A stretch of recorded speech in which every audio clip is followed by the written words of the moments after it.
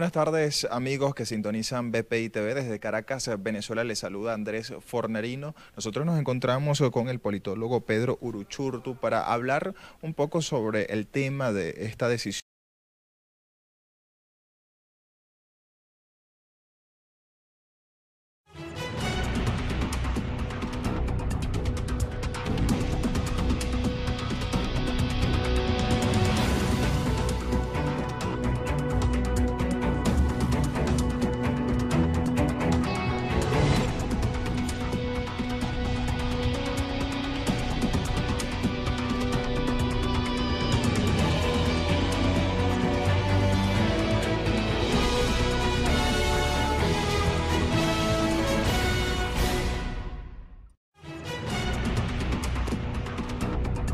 Derechos humanos hacia los ciudadanos. Quería saber su posición sobre estas sanciones y lo que pide este Grupo de Lima a nivel internacional y su preocupación hacia nuestro país. Sí, bueno, hay que recordar que el Grupo de Lima es una iniciativa que surge y que tiene su primer propósito o su, digamos, resultado concreto en agosto de este año, cuando finalmente emiten la Declaración de Lima, que además es una declaración muy dura en los términos que desconoce fundamentalmente la Asamblea Nacional Constituyente como fraudulenta, o sea, reconoce que fue un fraude y que además la manera como fue llevado todo el proceso, no solamente el resultado, sino cómo se convocó y la manera como se incluso violó la Constitución, trajo como consecuencia un fraude monumental para la historia del país.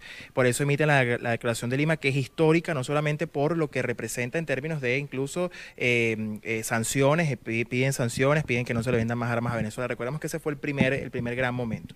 Posterior a eso sale una segunda declaración en el mes de septiembre en la cual se vuelven a reunir y siguen advirtiendo de lo complicado y lo difícil que significa asistir a procesos electorales de cualquier tipo bajo un esquema fraudulento. Y finalmente el día de ayer se vuelven a reunir en Canadá, donde lo que hacen es reforzar esos planteamientos y prácticamente ya hacen un llamado no solamente a la oposición para que, digamos, en una estrategia conjunta actúen en función de, bueno, cómo enfrentamos este fraude, sino también en un llamado al régimen en el sentido de decir, miren, sabemos que hubo un fraude, seguimos desconociendo esos resultados y todo lo que ustedes hagan bajo el esquema de esa constituyente es un fraude. Lo que estamos viendo es una ofensiva internacional muy importante, como desde hacía años no veíamos algo como esto. Las fuerzas democráticas lucharon muchísimo tiempo por esto, finalmente lo estamos viendo y por supuesto hay que tomar en cuenta dos cosas fundamentales. Lo primero es que este tipo de solidaridad o de ayuda internacional no es infinita, tiene unos momentos muy particulares y muy específicos, sobre todo si entendemos que el año que viene es un año electoral en América Latina donde puede haber cambios y los apoyos pueden cambiar, los apoyos pueden digamos, traer otro tipo de escenario político para la región. Y en segundo lugar, son grupos que han decidido actuar, un grupo de países que ha decidido actuar independientemente de la actuación interna de la oposición, porque a veces ellos incluso han entendido que la oposición no está cohesionada y que además hay rutas distintas y aún así ellos han decidido actuar. Ahora bien, lo hemos dicho hasta el cansancio, la comunidad internacional no va a hacer más de lo que la propia comunidad interna, de lo que la propia oposición y los ciudadanos estén dispuestos a hacer. Ellos pueden tener muchísimas buenas intenciones, pueden querer incluso promover sanciones, pero si eso no cuenta con el respaldo interno y una acción decidida interna de presión, la presión internacional se diluye. Y lo que estamos viendo, muchos incluso pueden pensar que lo del día de ayer, cuando uno lee el documento, hubo como una especie de retroceso en términos de que no se piden sanciones, fue como más conciliador, y es que precisamente son consonos con lo que está pasando internamente. Si internamente no hay consenso sobre cómo actuar frente al régimen, no le pidamos al mundo que puedan ser más frontales en ese sentido. Ahora bien, es muy importante y significativo lo que estamos viendo con este grupo de países, que no es cualquier grupo de países, son las democracias más consolidadas y más sólidas de la región. Ahora, se habla de ir a un proceso de elecciones, sin embargo ya se han manifestado algunas propuestas sobre cambiar la figura electoral o la autoridad electoral en nuestro país. ¿Cómo se puede lograr esto a través de instancias internacionales? Vemos la posición incluso o el papel que están cumpliendo algunos magistrados que están en el extranjero de nuestro país y han rechazado incluso la Asamblea Nacional Constituyente y es lo que se promueve internacionalmente. Pero ¿cómo se ejecuta o cómo se materializa en nuestro país decisiones o sanciones que se están llevando incluso a estos organismos sin existir quizás una mayor influencia en nuestro país o por parte de estas autoridades que siguen estando efectuando su labor o siguen vigentes en sus cargos y se ven estas situaciones que como han resultado terminan en fraude y quizás en un proceso con alguna serie de vicios para poder incluso ejercer el derecho a votar como es debido? Sí, no solamente es que el Tribunal Supremo de Justicia, que hay que reconocer como legítimo, ha emitido una contundente sentencia, la primera que emite además, donde no es que desconoce la constituyente, es que la disuelve y además establece toda una narrativa por lo cual dice que hay que disolverla. Y eso obviamente debe hacer reflexionar a la oposición, no solamente porque ese Tribunal Supremo de Justicia fue electo por la actual Asamblea Nacional, que es la legítima, por lo tanto la primera que debe acatar la sentencia es la Asamblea Nacional y no ceder, y la propia oposición por supuesto, no ceder y ya participar a un llamado de elecciones municipales que está bajo el paraguas de un fraude, porque ya el proceso, la propia convocatoria es fraudulenta en sí misma, y si partimos de que esa constituyente ya no existe porque fue disuelta por el tribunal, de manera no se puede participar en ese proceso electoral. Ahora bien, ¿cómo funciona una articulación para generar cambios desde el punto de vista electoral? Mira, lo primero que la oposición tiene que tomar en cuenta es que no se puede seguir participando en procesos electorales bajo estas mismas reglas y bajo este mismo esquema. Por lo tanto, allí tiene que haber una ofensiva interna en materia de presión de las fuerzas políticas, no solamente para nombrar un nuevo CNE que está de la Asamblea Nacional, sino también para que la sociedad entienda que si no luchamos por elecciones libres, difícilmente podremos alcanzar realmente un cambio por la vía electoral. Porque hay como una especie a veces de dilema, bueno, pero entonces si el voto es el único arma que tenemos, ¿cómo hacemos? No, es que aquí nadie renuncia al voto, pero el voto tiene que elegir, porque si no, de lo contrario es un voto, una simulación de voto que no nos lleva a nada. E internacionalmente es muy importante porque si hablamos de un esquema de negociación y de una efectiva mesa de negociación y de diálogo, si le queremos llamar diálogo, que tenga resultados distintos a los que hemos visto en los últimos años, que lo que han hecho es darle tiempo al régimen, necesitamos entonces condiciones claras que permitan presionar para nombrar un nuevo CNE, y ahí recordemos que hay esfuerzos, por ejemplo, de México y de Chile que se han ofrecido a ser mediadores por la parte opositora, se le ha pedido al régimen que nombre también una contraparte y que bajo el seno de la ONU se puedan generar condiciones que hagan un llamado a un nuevo poder electoral. Te pongo el ejemplo de México. En México, recordemos que en México hubo más de 70 años de dictadura, lo que llamaron la dictadura del PRI, y no fue sino por la presión internacional y por la decisión de las fuerzas políticas internas que se pudo lograr un nuevo Consejo Nacional Electoral que arrasó en aquel momento con el mito del fraude. De lo contrario, siempre el PRI ganaba.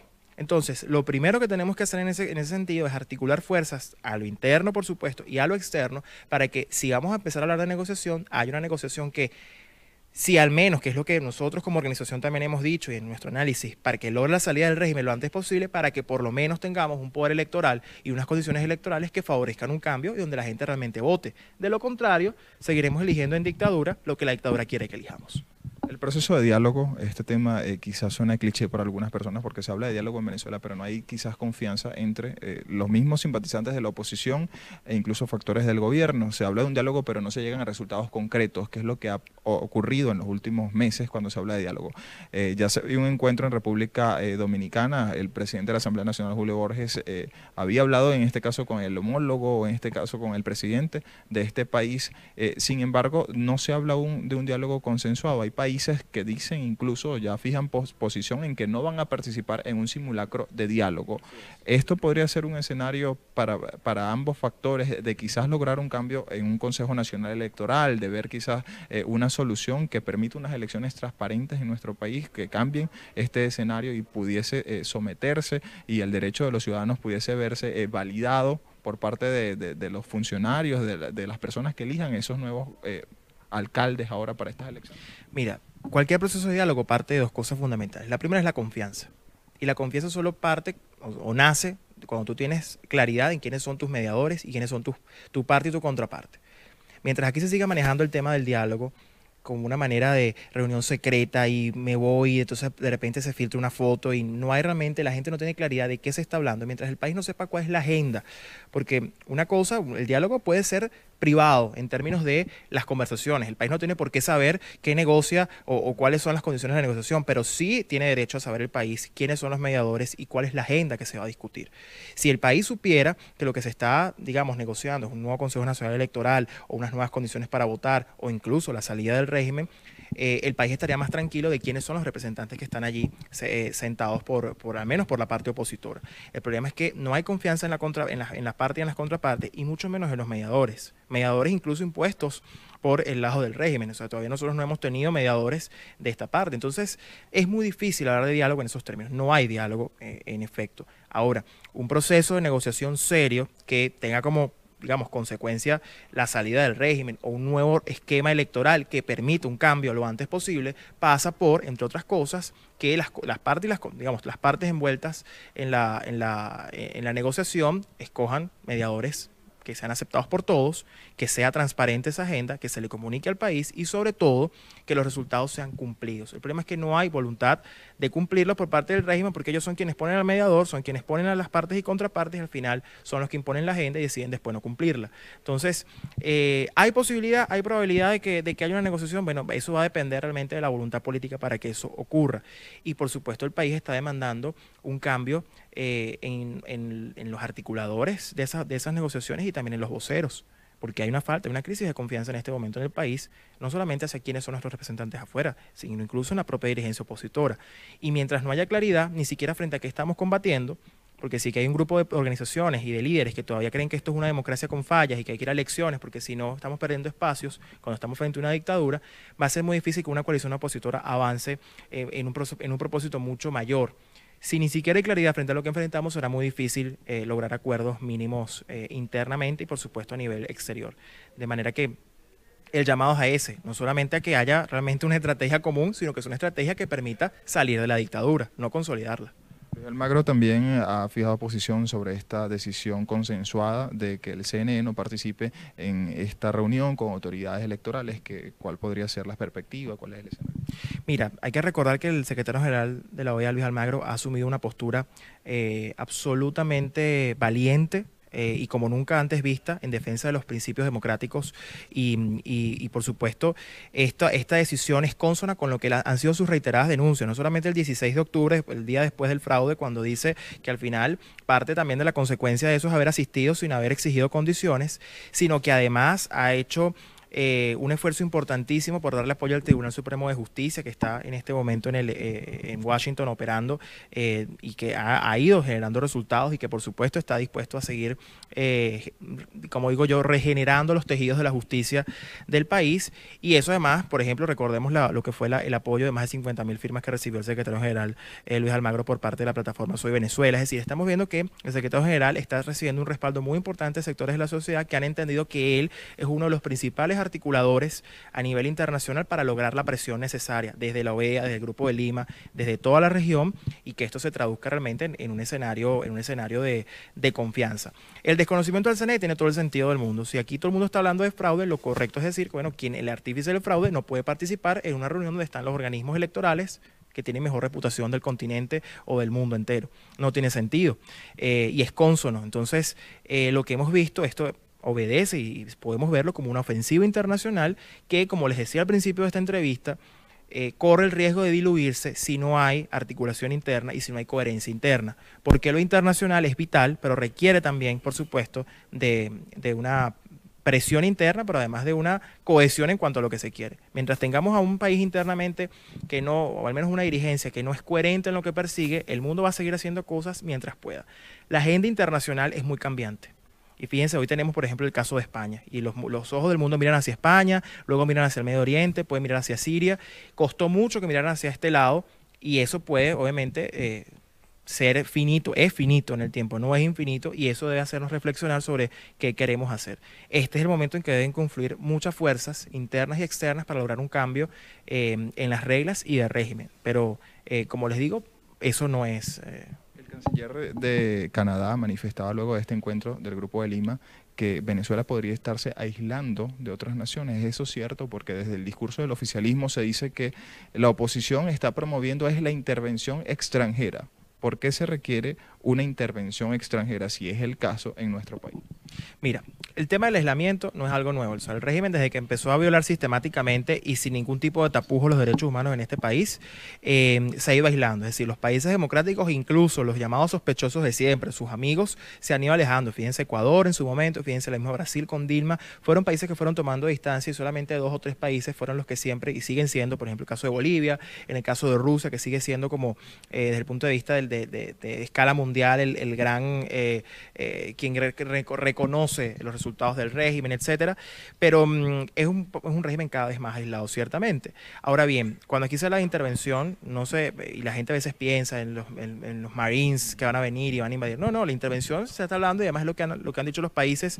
Cuando se trata de derechos humanos, se trata de democracia, eso de las intervenciones y la soberanía, ahí eso es un discurso que obviamente la izquierda suele manipular, pero lo que estamos hablando es que se están perdiendo vidas ¿ok? Y se están vulnerando derechos fundamentales, de manera que desde la diplomacia se han articulado muchísimos esfuerzos, que es lo que estamos viendo, para aplicar los mecanismos internacionales debidos. Es decir, aquí, por ejemplo, tenemos a un cínico Maduro que se queja de la represión, por ejemplo, en Cataluña, pero ignora lo que fue la represión que él ordenó aquí en Venezuela y que fue mucho peor y mucho más dramática. Y el mundo responde a eso, porque ciertamente el régimen está cada vez más aislado, pero aun cuando esté aislado, responde obviamente a un ordenamiento internacional que, aunque no es de obligatorio cumplimiento, como sabemos, y establece el derecho internacional público, sí hace que el mundo ponga los ojos sobre Venezuela. De manera que la intervención, la gente a veces piensa que es que va a venir un buque, y eso realmente en este momento, en un momento de la humanidad como este, se traduce más en términos diplomáticos y en imponer sanciones, presiones, y ya lo estamos viendo. Y como te digo, al final esto lo que busca es presionar para que el régimen entienda que lo mejor que puede hacer es negociar los mecanismos, condiciones y garantías para una salida, o al menos para unas condiciones que permitan un escenario de transparencia y que logren un cambio político. Pedro, hablas que la presión debe ser a lo interno, es decir, en nuestro país, por parte de la dirigencia opositora al gobierno, y también estas acciones que se están tomando internacionalmente. Hay un grupo en particular, el día de hoy estaba reunido el grupo de la resistencia en Venezuela, quienes durante las semanas de protestas, muchos de ellos incluso resultaron asesinados. Este grupo de la resistencia ahora está promoviendo que en nuestro país se cumpla con la Convención de Palermo. Este mecanismo se pudiese tomar en consideración, ya son 3 tratados, hablan de que en Venezuela hay actos delictivos transnacionales que incluyen la venta y distribución de armas de fuego, y también todo el tema de la corrupción. Vemos a estas decisiones donde se sancionan a funcionarios incluso desde el periodo de Chávez, del expresidente Hugo Chávez, y ahora están siendo detenidos en el extranjero, por ejemplo en países como España el día de ayer. ¿Qué se puede palpar sobre esta situación en nuestro país? ¿Cuáles son tus impresiones? ¿Qué nos puedes interpretar en relación a este tema? ¿Se puede lograr una organización con este grupo de la resistencia y miembros de la sociedad civil para que estas acciones internacionales o la comunidad internacional se interese en nuestro país? Mira, es lo que yo te decía, cuando hablo de presión interna no hablo solo de la dirigencia porque obviamente tiene un rol de conducción, pero aquí se trata de unir fuerzas de todos los sectores, de la sociedad civil organizada, de la resistencia, de gremios, sindicatos, estudiantes. Es toda una serie de fuerzas pequeñas, fuerzas profundas que se unen en una gran fuerza que junto a la internacional genera resultados. Todos estos mecanismos existen. Y lo primero que debe tener en cuenta el régimen de Nicolás Maduro y su gente es que, aunque hoy estén en el poder, este tipo de delitos no prescriben, sobre todo los derechos humanos en particular. Y que independientemente que dejen el poder, cuando lo dejen, pueden ser detenidos y van a tener que pagar por esos delitos. De manera que no hay intocables en esto, ya lo estamos viendo. Al final la justicia llega. La justicia internacional, por supuesto, siempre es más lenta, porque requiere no solamente digamos, enfrenta obstáculos como la soberanía, es decir, toda una serie de cosas que están alrededor, pero que al final de cuentas siempre hay justicia. De manera que lo que propone, y no solamente ellos, han propuesto, por ejemplo, el tema de la Corte de la Haya, la Corte Penal Internacional para los responsables por violaciones de derechos humanos. Hay expedientes que se están creando y probablemente en algunos años, eso no es inmediato como te digo, empezaremos a ver a personeros y a responsables de represión de derechos humanos actuar. Es lo que estamos viendo, por ejemplo, con la Unión Europea. La Unión Europea, a diferencia de los Estados Unidos, de las sanciones que ha impuesto los Estados Unidos, las sanciones que pretende imponer son directamente vinculadas a violación de derechos humanos y represión. ¿Por qué? Porque eso es el tema más sensible y más fácil de comprobar. Es evidente que ha habido represión en Venezuela, es evidente que ha habido tortura, violaciones de derechos humanos, es evidente que hay presos políticos, y al final el mundo responde. Son tiempos lentos, por supuesto, pero lo más importante de esto es que hay que aprovechar los momentos políticos. Y hoy Venezuela, o la situación venezolana, tiene unos momentos estelares que hay que aprovechar en lo interno para reagruparse y en lo externo para aprovechar el apoyo que estamos viendo Unión Europea, Estados Unidos, Grupo de Lima, pero bueno, corriendo el riesgo de que ese apoyo pueda mermar, que es lo que no quisiéramos. ¿Aleja el interés en nuestro país, ya por parte de esta comunidad internacional, el hecho de que asistan algunos voceros de la oposición a unas elecciones presidenciales, por ejemplo, que ya se está hablando de esa situación también? Ya en diciembre aprueban entonces estas elecciones municipales, pero ¿cómo alejaría o cómo se contradice este discurso por parte de algunos de estos sectores, quienes dicen que en Venezuela hay un estado dictatorial pero por su parte acuden a estas elecciones, a estas convocatorias que promueve el gobierno, que son constitucionales, son de carácter constitucional, pero aún así les dan el tilde, el oficialismo, de que son convocadas por la Asamblea Nacional Constituyente, que está funcionando como un suprapoder encima del Parlamento venezolano, que fue elegido por los propios ciudadanos en el 2015. Son constitucionales en tanto y cuanto el régimen ciertamente se basa en los artículos de la Constitución, pero dejan de serlo cuando están más bien arrasadas por uno y convocadas por un órgano que nació de un fraude a la propia Constitución. Por lo tanto, hay que tener también ese criterio. Ahora bien, el mundo, porque además estos son términos diplomáticos, el mundo abiertamente no va a decir que hay una oposición o dos oposiciones, porque tampoco ellos pueden meterse de esa manera en los asuntos internos, pero sí confunde. Esto confunde mucho, es decir, si se les está enviando un mensaje y si el mundo está diciendo, mira, desconocemos esto, reconocemos que hubo fraude, pero la propia dirigencia no acata ese mandato y decide participar, ni siquiera exige condiciones, ni siquiera lucha por ellas, hay confusión. Y la confusión deriva en inacción. Es decir, si yo al final no sé a quién debo mirar, yo prefiero no actuar. Y ese es el riesgo que se corre. Por lo tanto, aquí es muy importante la coherencia, es muy importante tener un liderazgo consolidado en términos de lo que estamos enfrentando y lo que queremos. Y eso pasa porque hay una dirigencia opositora, una interlocución válida que entiende y diagnostica esto como es. Es decir, de lo contrario, seguiremos asistiendo a elecciones, seguiremos asistiendo a procesos electorales cuyo único resultado para la oposición, lejos de victorias electorales, que al final no son victorias políticas, porque no se convierten en victorias políticas, son frustraciones. De manera que ahí tenemos que ser, en ese sentido, y reiterativos en que la comunidad internacional actúa. Ha decidido mirar a Venezuela, pero también exige coherencia, porque la confusión es un elemento que provoca inacción. Muchísimas gracias, Pedro Uruchurtu. Estaban escuchando opinión de un profesional politólogo de nuestro país, quien daba sus impresiones sobre todas estas acciones que se están tomando en materia internacional o por parte de la comunidad internacional sobre Venezuela. Un proceso de elecciones en pocos días a celebrarse, convocado por el gobierno, pero que algunos sectores aún no deciden si ir o no ir a este proceso o a estos comicios. Ya manifestaba cuál era la importancia de promover la coherencia entre los miembros de la sociedad civil y aquellos actores políticos para dar una impresión consensuada sobre cuál es la verdad sobre Venezuela. Es parte de la información, reporta Andrés Fornerino para BPI TV.